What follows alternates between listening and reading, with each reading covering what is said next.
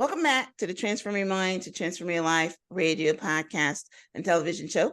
I'm your host, life coach Myrna Young, and sitting in the guest chair today is Andrea Mein DeWitt. Andrea and I are going to be talking on the topic, Name, Claim, and Reframe, the ultimate guide to living your best life.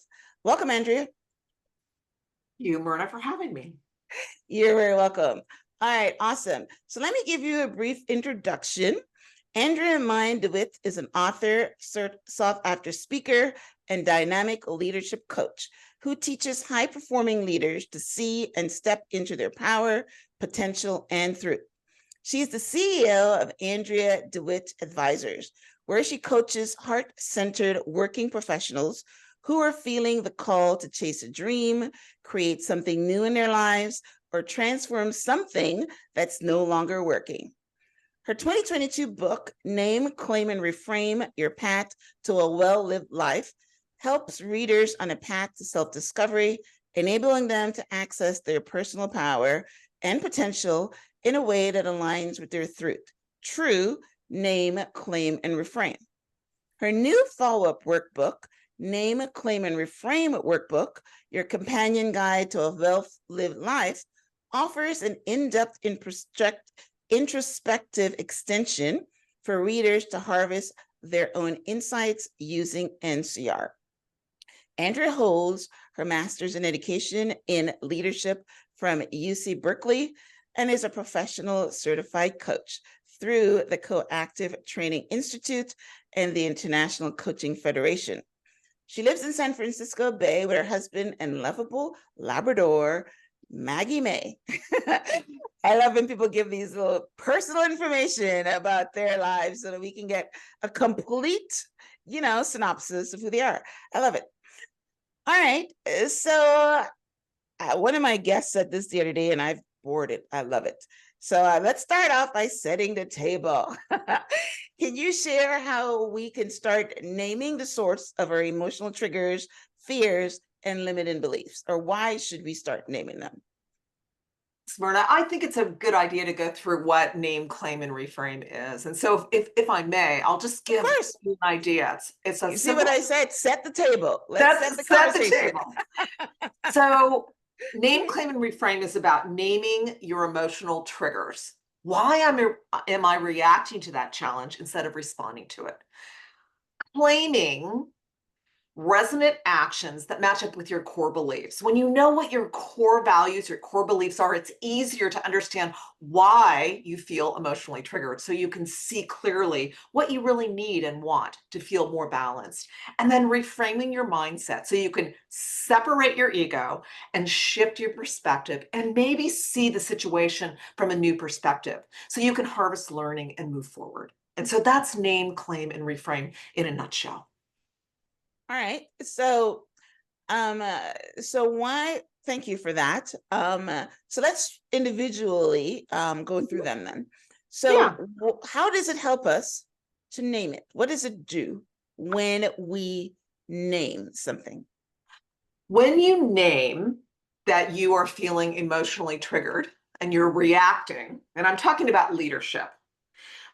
When we react to a challenge, when we're a leader, or when we're talking to our significant other or to our child, we are reactive. So we're showing up in a wounded way. Maybe we are defensive or we're overpowering.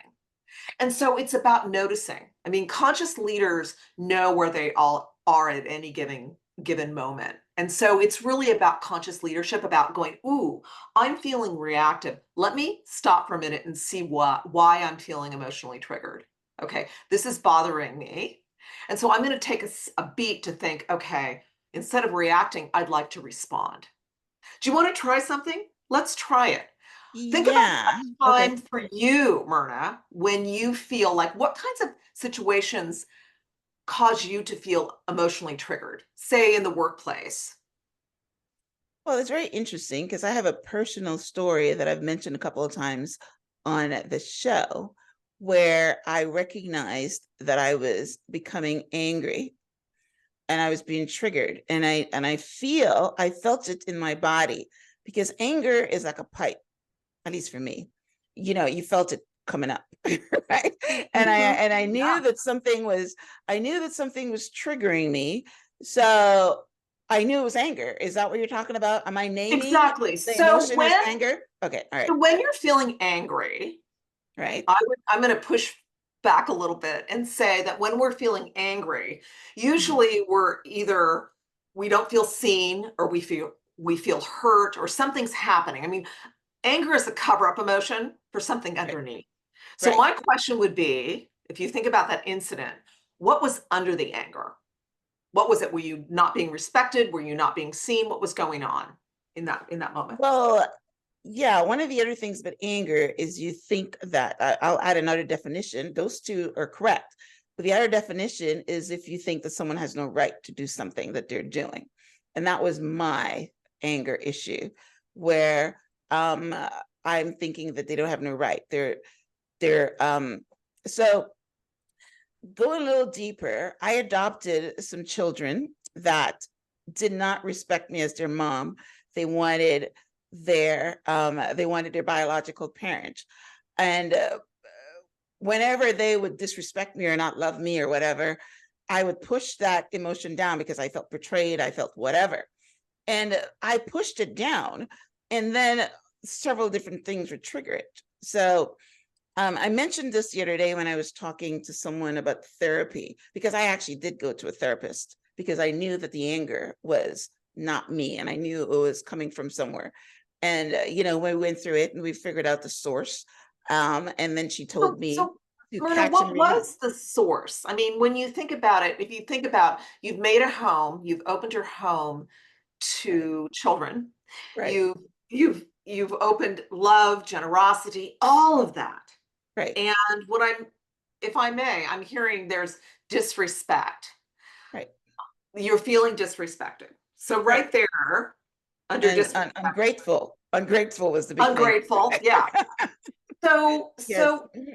if you can, if I may, Go you could ahead. say, okay, I'm being triggered and I'm feeling angry. So instead of feeling angry, you say, "Ooh, I'm feeling triggered." What could you respond with in the situation with, say, a child that maybe doesn't have the maturity to be, self-aware or conscious of this? What might be a response that might help you to respond to that? What might Forgiveness, I guess. So forgiveness? what I did, um, uh, this experience was coming up after it wasn't when it was going on, I stuffed it down. You're right. Their children, they have been, abused, mental issues, attachment disorder, all the things that and you understand what it's like to be moved from a different home, and you understand all those different things, right? So I stuffed it down. So when the anger was coming up, it was years later because I had stuffed it down. So let's go to your analogy, which is Mhm. my personal one, of a name, claim, and reframe. So let's go through the name. I'm naming it as anger. How do you teach someone to name something that's triggering them? Whether it's um, me being unloved, I guess, by these Right. rejection actually was Exactly. the big thing. Yeah, it was Rejection. rejection, right? But people can be rejected from all areas in life. It can be rejected from, a partner that left them. They can be rejected from their parents, your child that doesn't love you, and you're assuming your children should love you, whatever. So yeah, it actually was, I felt rejected. So how would someone give us some emotions that people can name, because we're in the name yet, we don't want to go to the claim and refrain, so let's look at that. So in my book, I talk about leadership skills. And so when we're angry, we have a wounded reaction. Right, So if we were to bring it back up into a response, you might get curious. You might say, okay, instead of getting angry, I'm going to get curious. I can see you're upset here. Help me understand what's going on for you. So you're saying, I see you, child, But let's find out, let's get on the other side of this. And so you're really being receptive, you're going back up and you're offering, there's forgiveness, there's curiosity, there's compassion. I see you. I see you're upset because you see it in yourself, but you're also modeling for that child how to deal with conflict. So getting Chris, help me understand what's going on for you, because what you just said hurt my feelings. There's vulnerability. Right. So it's really about receiving, which is a more feminine, and both men and women have masculine and feminine traits, or however you identify. So when you receive someone with love, compassion, forgiveness, which is what I heard you say, Right. and you get curious, let's work together here. You're creating consensus. So right there, you've made the choice to choose again. Instead of anger, you're choosing curiosity, you're choosing forgiveness, you're choosing compassion, receptivity, partnership. Let's work together to Okay. get on the other side of this. I want to circle back to that because my experience was with kids, which you can forgive Yeah. them, you understand where they're coming from, but you specifically used the word leadership. So I'm assuming Yeah. we're talking about in a corporate environment. So let's bring it to adults. You felt, I'm still trying to understand what we're naming. Are we naming the emotion? We're It- naming the emotion, because okay. All right. leadership is an inside job, Myrna. It starts Right. with you. And Right. I would say that leadership starts in the home. Right. We, as parents, can model smart, strategic, resourceful, and graceful leadership for our children, just like we can model it for our teams and our colleagues. So why not be the leader that models that kind of leadership? And you Okay. can do that for your children in that situation. You can Mhm. do it for a colleague. If a colleague shows up and they're disrespecting, you can say, I can see that you're upset about this. Right. Let's work on this together. Is Okay. I see you. I mean, being seen, somebody is, we get angry because we don't feel seen. We don't feel Right. respected, which is a Right. lot of times what anger, or we get frustrated. And so Right. that's a wounded reaction. I So know if we it's a weird reaction. it Right. is. So, So if we can catch it, right. ourselves thinking, okay, I'm angry. Now, Okay. instead of anger, I'm going to lean into curiosity and I'm going to ask a question. Or I'm going to say, I'm going to take it back and say, I can tell that this is hard for you. It's hard. Gosh, it's hard for me too. Let's work together. Okay. Okay. I'm going to throw it right back at you then. So, why did you start doing this work? What is something that you had to name and claim That's a and great reframe? question. I think that many people in their careers have a point when they are feeling dissonance. And I had that point in my life after like a 32-year career as an academic, everything from teaching school to the, elementary school to all the way to the college level. And I wasn't happy anymore. And I was feeling dissonant. And so I thought, I'm feeling really not great about this. So I'm going to think about naming how I'm feeling and getting curious about why I'm not feeling great about this. And so right there, I knew something wasn't right. And I think when we know things aren't right, we feel it in our gut. Before we hit record, we talked about, feeling it in your body. You often feel it right in your body. And so it's about acknowledging your own pain. Mhm. And so when we get curious and acknowledge, instead of stuffing our pain, we acknowledge it's there. We actually are receiving ourselves with grace and curiosity and love, just like we would that angry child that maybe Mhm. disrespected us. Right. Okay. And All right. so That's how you started. that's So, how I started. okay. And I mean, Right. and in that sense, I jumped tracks. I went back to school. I earned my coaching certification. But through Mhm. that, I really got curious about, what do good leaders do? And I mean, good leaders, good parenting is good leadership.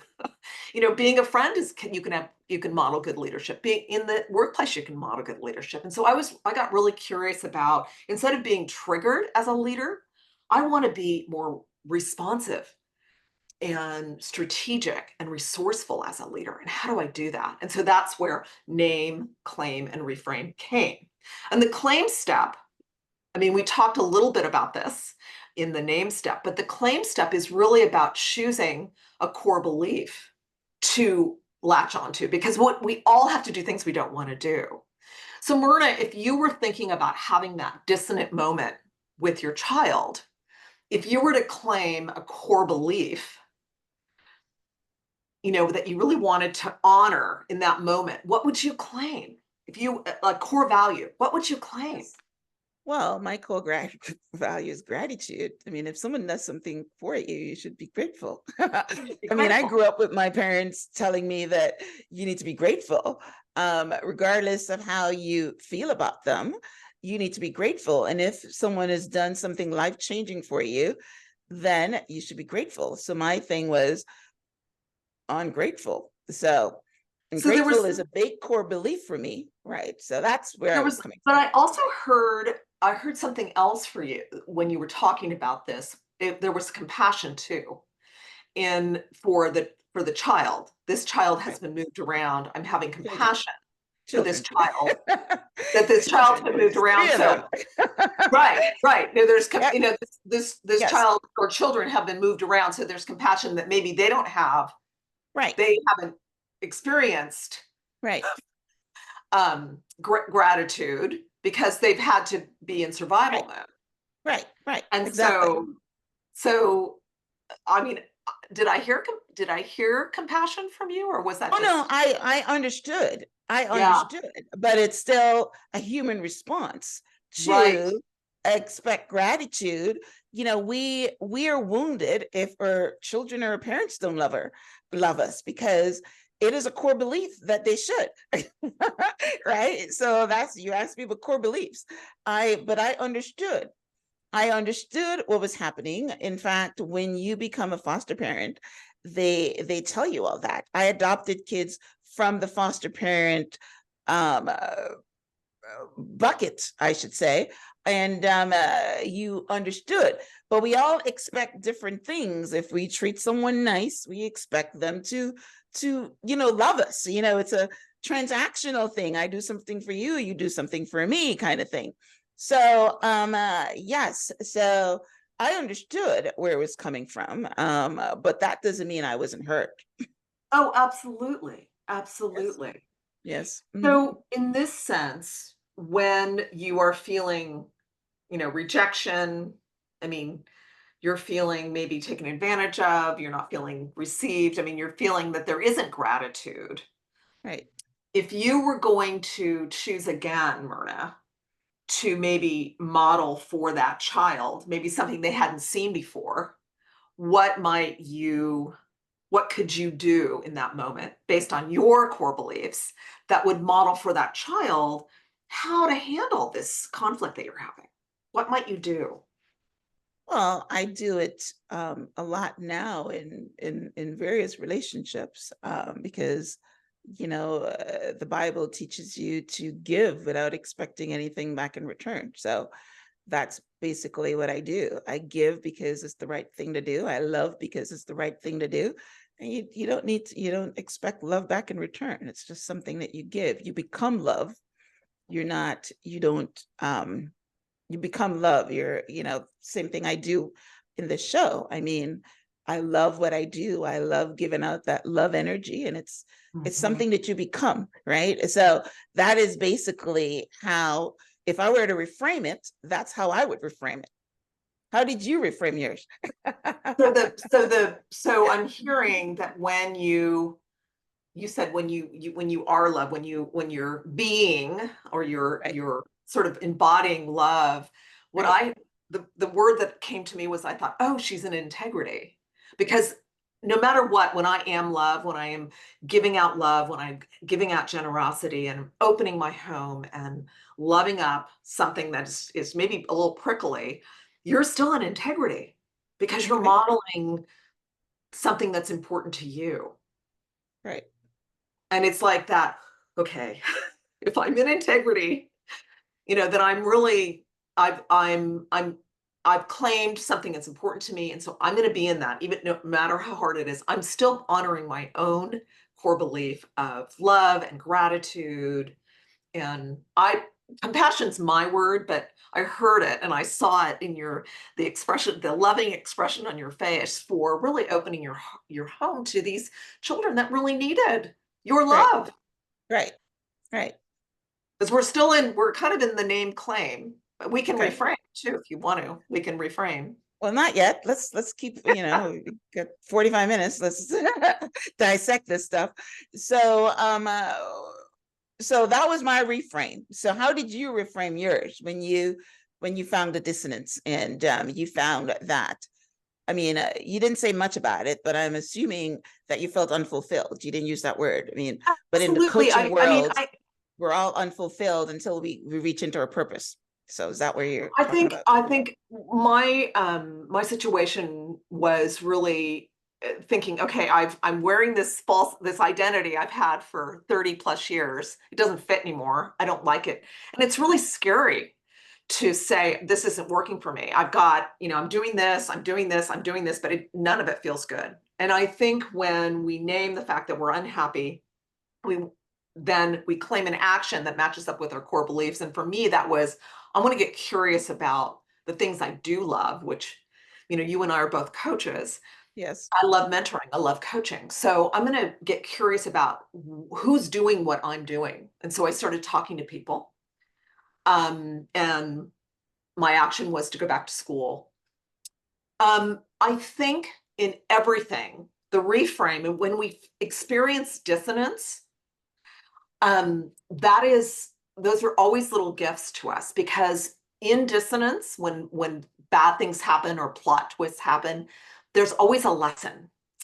And the reframe is, gosh, can I harvest, if I separate my ego that thing happened to me, and I shift my perspective and say, I'm going to look for the lesson, I can always find a lesson. If you think about things that happened to you that were hard, I think that hard things teach us the most about A, how resilient we are, B, maybe that thing happened to you because you really needed to switch tracks. In my case, I needed to get out of academia and I needed to get into something else. And I'm to this day really grateful that I was brave, because jumping tracks, in your early 50s to another career is really scary, Right. and you think, my goodness. And a lot of my clients come to me just at that point, and they could be in their 30s, they could be in their 40s, they've got kids, they've got a mortgage. And it's like, okay, so let's really think about what you love, what lights you up.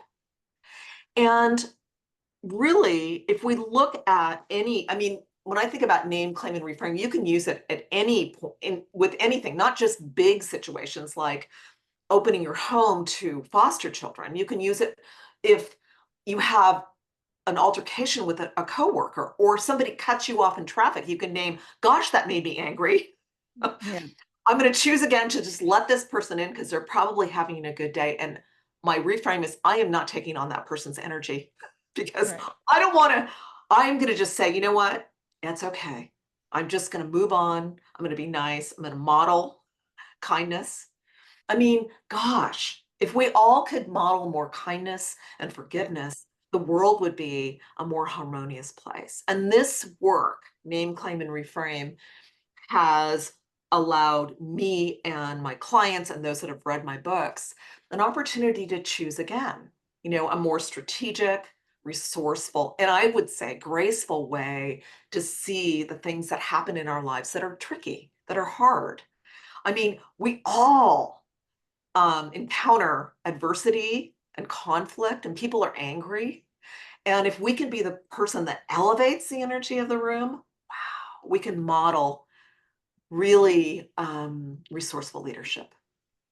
Yeah. So, I agree totally, because, one of my favorite books is Byron Katie's book on the work, which she says, is a truth, and reframe it. So I've worked on, and I've read her book, and, when I was going through a difficult patch in my relationships, I would, reframe it, just reframe your thinking. And it does work. In fact, one of my core beliefs is I'm not sure if it's a belief, but it's my core way of being. And I got this from, working with Dr. Dwayne Dwyer. He has something that says, change the way you look at a thing, and the thing you look up will change. And that's what you call reframing. And that's basically what I did with my situation with my kids. And that's what I do with my situation whenever I have any conflict or anything that I'm upset of in my marriage. So I understand that. But for the listening audience, so let's dive deeper and unpack this. So we've talked about my situation. So give me an example of how I would reframe that. We talked about, I named that it was anger, and I claimed it, why I was angry. So what would be, if you were my coach, what would be my reframe? So I would say in the situation when if you had, it sounds like you had a conflict with one of your children. It wasn't really a conflict. It was their motive apparatus. They're right. Kids, it's not conflict. They're minors. But yeah, I mean, yes. But anyway, right. So anyway, so I should unpack this for people that are listening, because that's what we're doing. If I'm going to introduce it, I should actually unpack it. So what happened, I adopted kids when they were 9 and 11. And when the 9-year-olds, they were twins, when the 9-year-olds became 14, that's when the trouble started. They found their biological mother on Facebook, and they didn't want anything to do with me. They started running away and all that kind of stuff. So that's basically what happened. But I understood that. So I understood that I would want to know my biological mother. I understood that when the mother came to me and says, I want to be my kid's life, I said, I understand, your kids got taken away from you. I'm not cold. I understood that. But what the problem was, is that the kids didn't want to live with me anymore, and they had to, because I adopted them. So they couldn't just run off to their biological moms. It caused a lot of problems, a lot of hurt in my life. So I had to, and I stuffed it down because I said, I understood. I stuffed it down. And then I started being triggered later on in life. So that is a full example. So as a coach myself, and by the way, I'm also a professional certified coach. It's really cute. That if I were to reframe that in what we're talking about, would I reframe it that I'm still on the understand part? So help me out with that. What is a reframe? So I go back to you were saying, I was hearing claim that your action really to match up with your core beliefs was to say, okay, I understand that you want to know your mother. So the claim is, let me help you with that. Let me help you with that. And maybe creating some sort of boundaries around how that's going to work for you, since you are the legal guardian of these children. Right. Mm-hmm. So the reframe is when you're able to separate your ego and really shift your perspective to see the situation from a different perspective. Because at that point, Myrna, I was hearing, gosh, I was standing with you thinking, gosh, that would be really hard. If you have opened your home to children, they're ungrateful, they're wanting their biological mother, and you're thinking, and I don't blame you for being angry and resentful and feeling, whew, you're gonna need a reframe, because you're gonna need to separate your ego. Think, this isn't personal. How can I look at this from a different perspective? So let's go there. So if we were to reframe it and shift your perspective to look at it from a different perspective, what in this dissonant experience, what can you harvest here from this moment, this opportunity to see the situation, maybe from the kid's point of view, from the biological point of view, that would help you to really move forward with new perspectives? And what you probably already did it. I understand where they were coming from, but what I'm still struggling with is, how do I tell my brain, because that's to me what a reframe is. Right. If a reframe is change the way you look at a thing, and the thing you look at would change. So I understood that it's a natural thing to want to know your mom. I understood it's a natural thing for a mom to wanna be in their kid's life. So me, if I were to take away my ego, how do I reframe that? How do I change the way I look at it? So when we take away our ego, we don't take it personally. Okay. So you step away from it. We step away from it and see the situation with new eyes. Mm-hmm. So if you were, for instance, a coach looking at it, the situation, Mm-hmm. and you are a coach. Right. So, what was there anything positive that came out of the situation? Was there anything that you could harvest? Was there anything that you could see that came out of this situation when these kids, anything?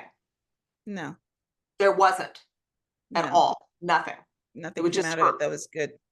No. Nothing came out that was good because, like I said, the kids started running away. They got involved with the law.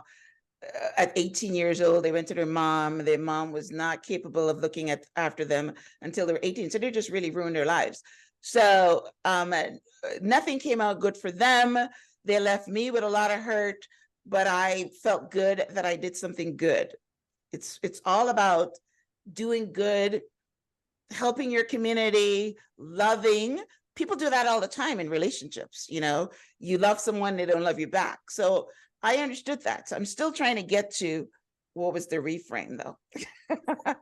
If I may, Yes. I heard the reframe. You did? Okay. I did hear the reframe. I mean, Okay. it was, you had to dig deep for it, but Okay. I heard you say the reframe is that I made an effort to do something for my community. I put in my best effort. Okay. I tried to embody love with this family. I did my best and it didn't work. I mean, we have relationships that don't work. Right. Got you. That's And what I was digging for. That is good. Right. let me Yes. ask you this, Myrna. What did you learn about yourself when you were doing all those things? What did you learn about your own resilience? Yeah. Well, I learned that I can love other people's kids as my own. I learned love. I learned what I am, love, and it's transcended my marriage and things like that. That I can love other people. That I can. Yes, I mean, mentioned against that you all need to be odds, loved. Myrna. Right. Against Exactly. all odds, when kids are running away and Yes. you've housed them in your home and they're running off to their biological. Right. I mean, Right. wow. I mean, Right. when I'm hearing this and I'm looking at you, I'm thinking, wow, this woman is resilient. This woman I know. is. Everybody feels sorry for me. But it's so much, but it's Yes. like, in spite of feeling rejected, feeling angry, feeling complete, taken advantage. I mean, all of that, you still leaned into love through all of that. Yes. I mean, Right. it's still a wound. Yes. Okay. So I got the reframe. That's true. I did all those things, but I had to do that because I live a very conscious life. And when I'm living this conscious life, I know that, yeah, if you're going to, adopt kids and you are going to try to love them, I mean, statistics shows that it rarely ever works. They were not unique. It's basically but what in it is. this sense, yeah, I would yeah. argue that your situation was your situation. So you brought all your gifts to the world, Right. The ability to love, the ability to try to model gratitude, to continue doing it against all odds. I mean, there's all of that.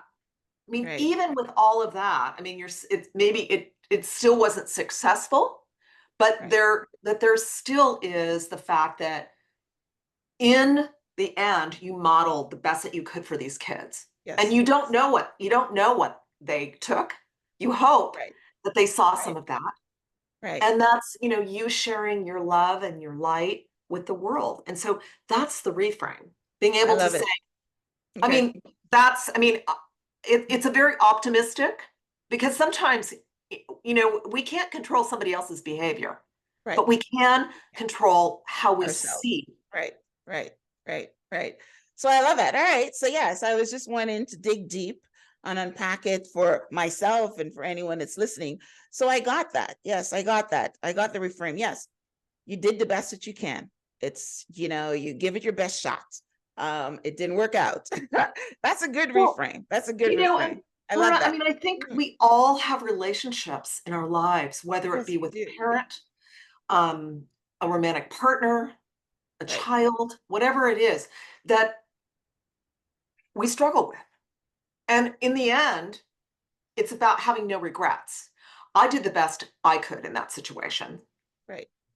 I was in integrity with myself. I followed, Right. my own core beliefs and I did my very best. And you know what? That's all you can do. Yes. And then we Yes. need to I think again, control is about trying to control things that we can't control. But if Right. we can actually say, you know what, I need to release that because I did my very best. And what I'm hearing Mhm. from that, and I can see the light coming out of you, is that here's a woman that has this gift and all this love, and it didn't stop the love that was coming out of you. You No. still gave that to those children. Yeah, I did. And Mhm. you did your very best. And Yes. that's enough. I know. Thank you. Yes, I did. And yeah, it was painful going through it. But and you know what? You just said something. A lot of, the social workers and everything says, you know what? Yeah, these kids rejected what you're trying to do for them, but when they're in their 30s, they're going to be grateful and all that because they can't see it now. And you said the same thing, you don't know what they took from it. This is why we need to always do our best because what somebody is showing you or the energy that is showing you, it could just be a buffer, it could just be an armor, right? But certain things are going through in all parenting. These were not my biological kids, but biological parents have the same thing. you Oh, know, believe you me, go through, they do. yeah, ungrateful kids that you brought them up, you did everything you can for them, and marriages too, relationships. Listen, that's why there's divorce because people always feel that someone is ungrateful or do whatever. So yeah, so your work with naming it, claiming it, reframing it, it's very good. So that's amazing. So all right, so we spent a lot of time on that. Now you also have something that you called NCR. You didn't say what that is. So Well, what it NCR is the acronym for name, claim, okay. reframe. All And right, all we right. I'm thinking it we was something else. no, I mean, I think oftentimes I'll say with a client when they come, I'll say, well, did you NCR it? Let's go through and NCR it. Okay. All I right. mean, with something as silly as somebody cut you off in traffic, and maybe you're having a bad day, you know, the name, man, that ticked me off. I'm triggered. This really made me angry. I didn't feel respected. That person just cut me off for no reason, and I'm in a rush.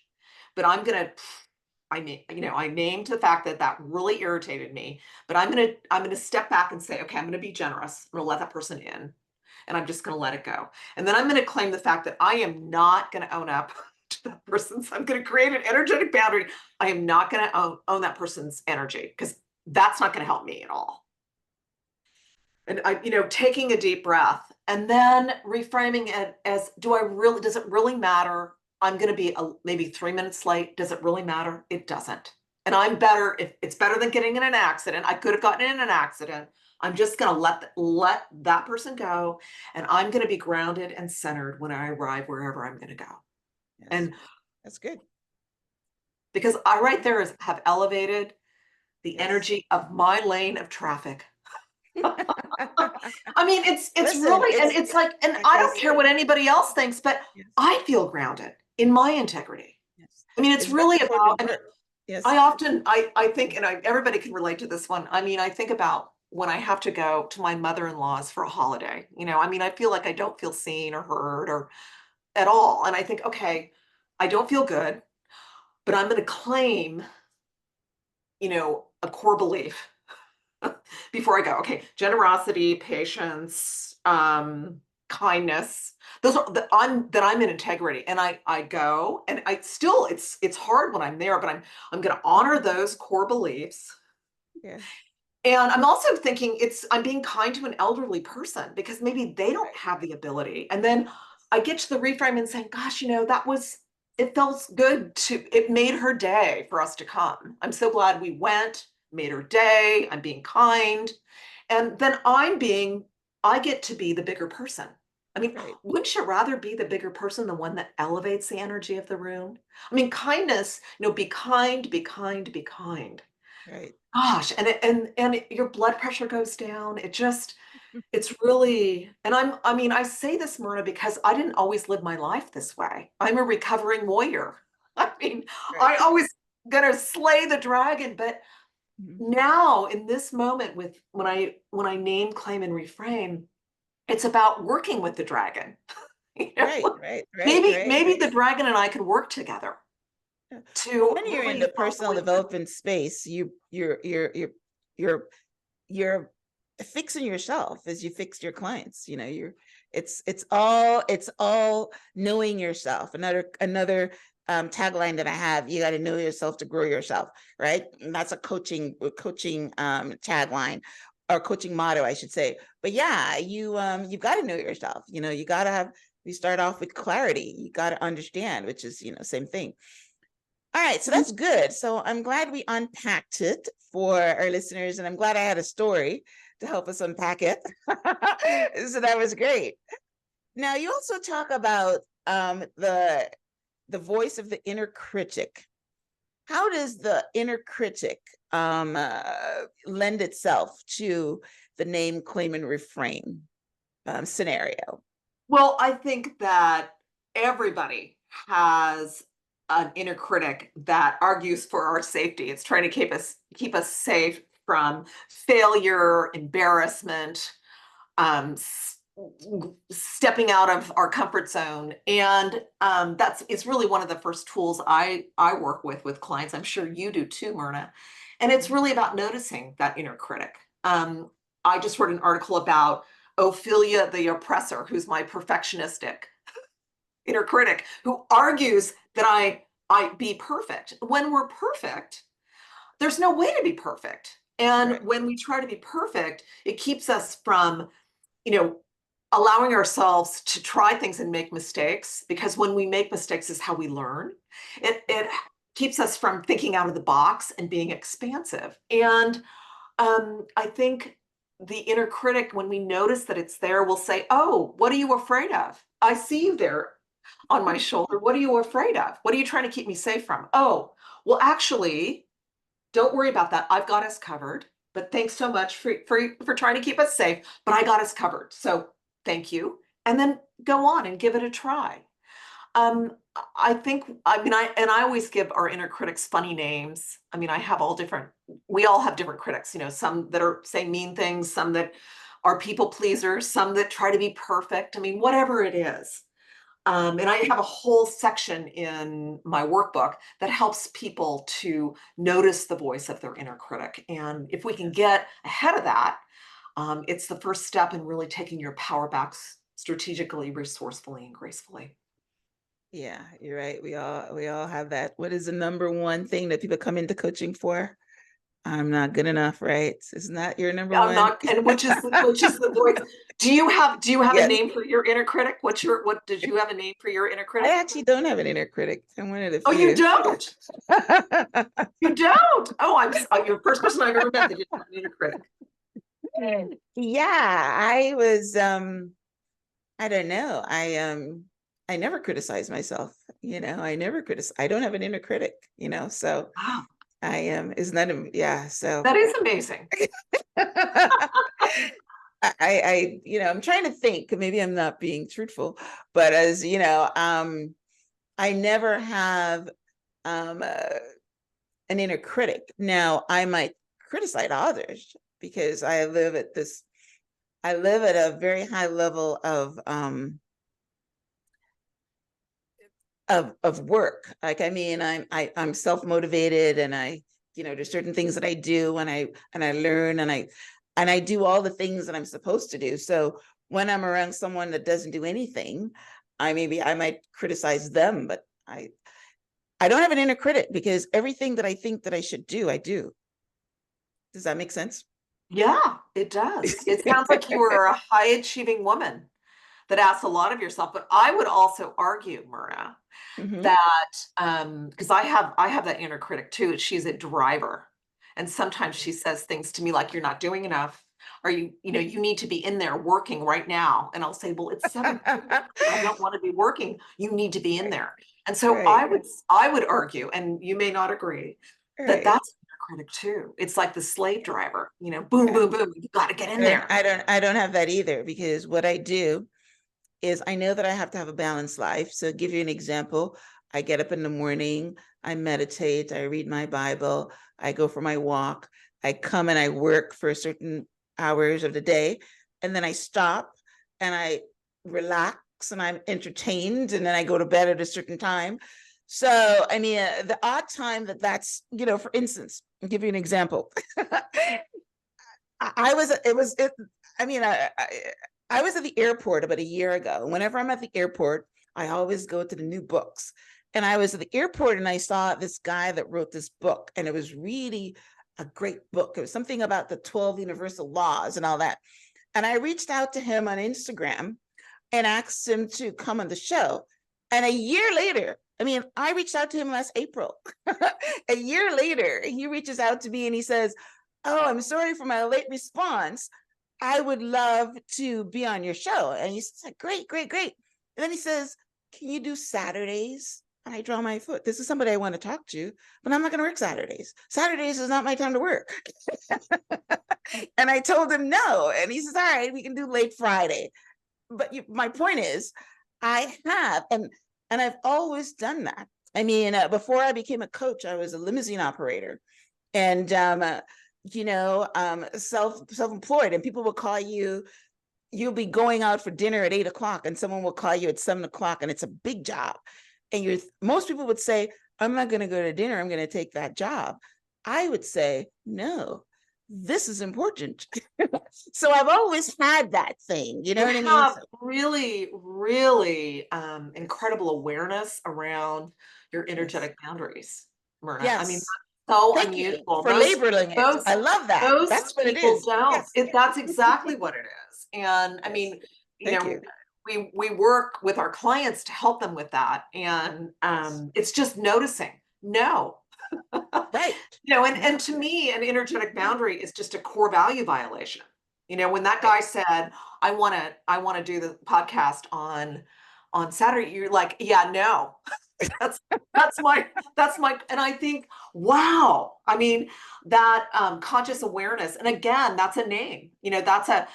That's naming it. But you noticed it right before you went into you didn't react, you responded, no, thank you. Kind of Right. been clear, no, thank you. That's not going to work for me. No, Wow. exactly. Exactly. So, yeah. So, my point is, everything that I do is important. I walk and I exercise because I want to have a health span. I do my job here because I want to contribute to the world and create some wealth. And then when I have my downtime, it's so that I can do certain things for myself. It's all, I love that. Conscious awareness. Yes. So again, I don't have an inner critic because there's no time.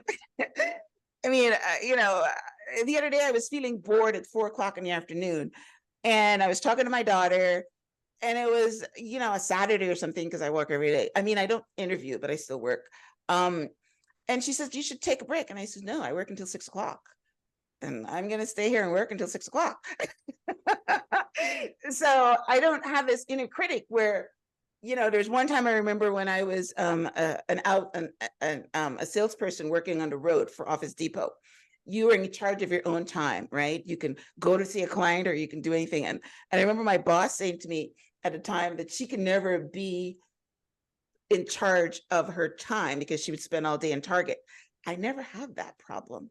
I'm not going to sit and watch Netflix when I'm supposed to be working. I'm not going to go shopping when I'm supposed to be working. You know what I mean? So I have those boundaries. So thank you. So I don't have an inner critic, but yeah.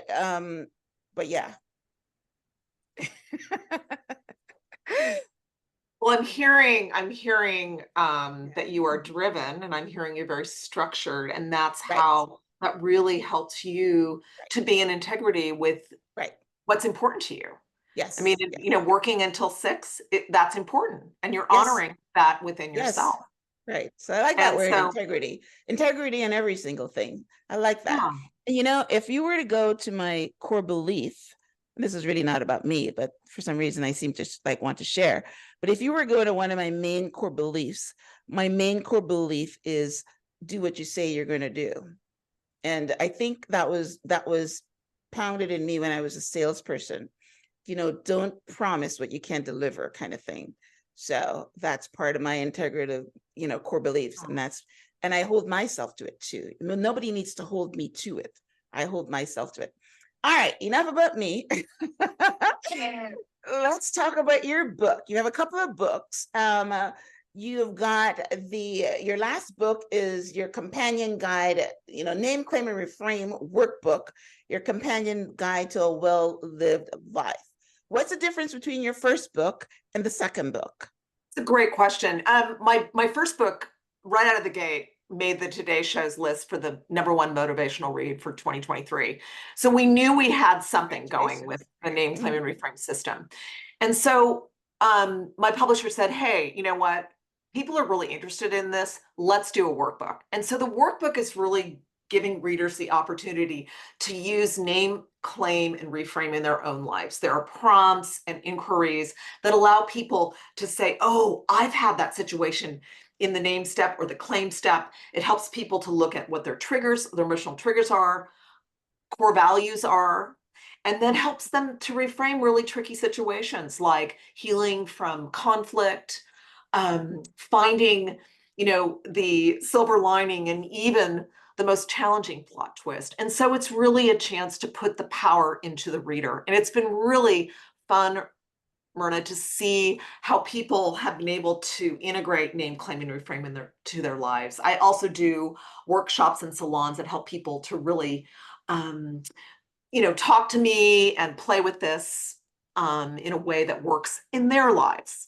I mean, you can read a book, but until you really try it and apply it to your own life, it doesn't really make sense. It's true.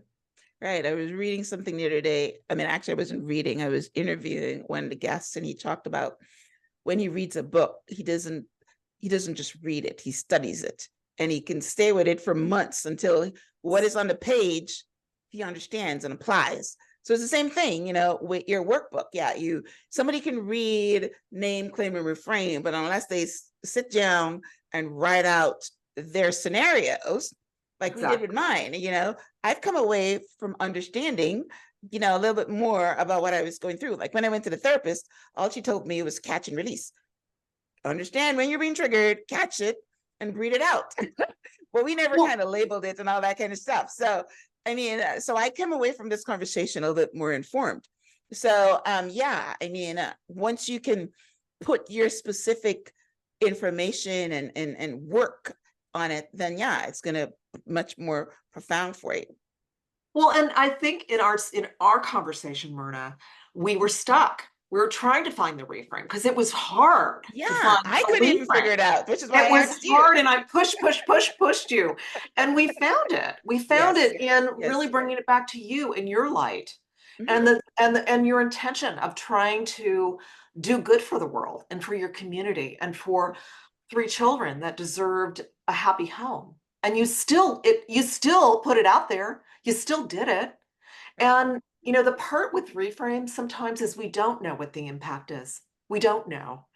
I love my mother has always said, more is caught than taught. And sometimes we don't know what's caught until very much later in our lives. We'll say something and then we'll see it years later. You may not ever know, but you are in integrity because you did your very best and shared your gifts with the world and opened your home.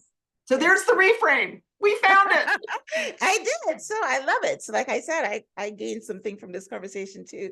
So thank you very much, Andrea. Now, where can the listening audience connect with you? I know they can pick up your books on Amazon. What's your website? What's your social media handle so they can connect with you? My website is AndreaDeWittAdvisors.com. And I'm on Instagram under Andrea DeWitt Coaching, and I'm Andrea Mein DeWitt on LinkedIn. And Amazon has all my information, or you can find my books wherever books are sold. And I so appreciate you having me on today. It was a fun conversation. Yes, I enjoyed it too.